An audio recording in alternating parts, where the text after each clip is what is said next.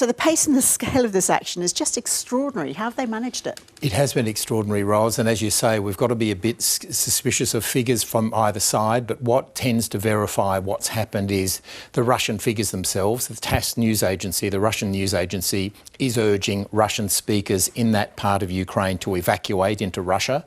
That's a dramatic development. They wouldn't be doing that unless they felt they were in danger. The last few days, the Ukrainians have launched this incredible counter-attack. It looks like it was a classic successful disinformation program. They kept talking about a counter-attack down in the south, and it looks like the Russians moved a lot of their strength to the south of Ukraine, preparing for that. Meanwhile, the Ukrainians, bit by bit, moved 3 or 4 battalions up to that northeast and then launched this massive counterattack, which is one of the most dramatic. I think military historians and PhD students in years to come will do studies on this particular counterattack. So how much is this down to brilliant military planning and how much down to military hardware using the weapons sent by Ukraine's international allies? I think a lot of the weapons that the UK, Australia, the United States promised have taken months and months to get in there and then to have the Ukrainians trained. Some Ukrainians, for example, have been training in the UK.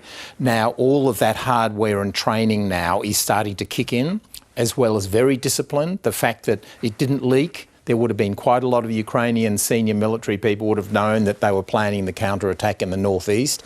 Not a word got out. The Russians completely caught by surprise, and the Russians are now facing the full wrath of American, British, Australian hardware. So suddenly an army that started the war, Russia 10 times the might of Ukraine, is now on the back foot. Some military strategists are now saying they think that this means victory for the Ukrainians. I think that's a bit premature.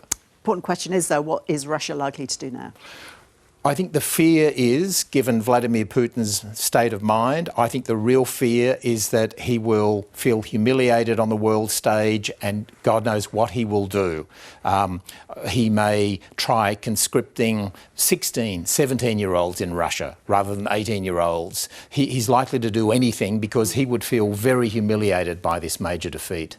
So this is a huge area of land that has been taken back. How important strategically is it in the battle against Russia? Very strategic because it's right on the Russian border, and part of it involved the supply lines from Russia into eastern Ukraine. So what it's done is it's cut off some of those supply lines, but also the psychological message to the Ukrainian people and the Ukrainian troops that we are right up against you. We are forcing your Russian speakers back into Russia. This is far more than any military strategist had expected. And how much value is there in morale, I guess? How much momentum comes from such a successful military campaign for Ukraine? Huge for Ukraine, Ros, and at the same time, exactly the opposite for the Russians. The images, Russian people may not see many of these images that we've just been seeing, but Russian tanks strewn and hardware across the place. It's a devastating morale hit for the Russians as much as it's a massive victory. At the moment, in the last few days, they've swung it from slowly losing to now winning. Is this a sign then that the Russian invasion is just running out of steam?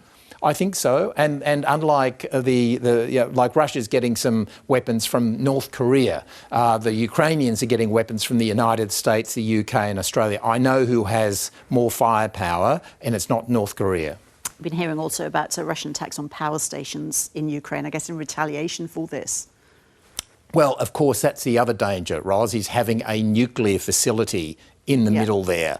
The question is, how far is Vladimir Putin prepared to go?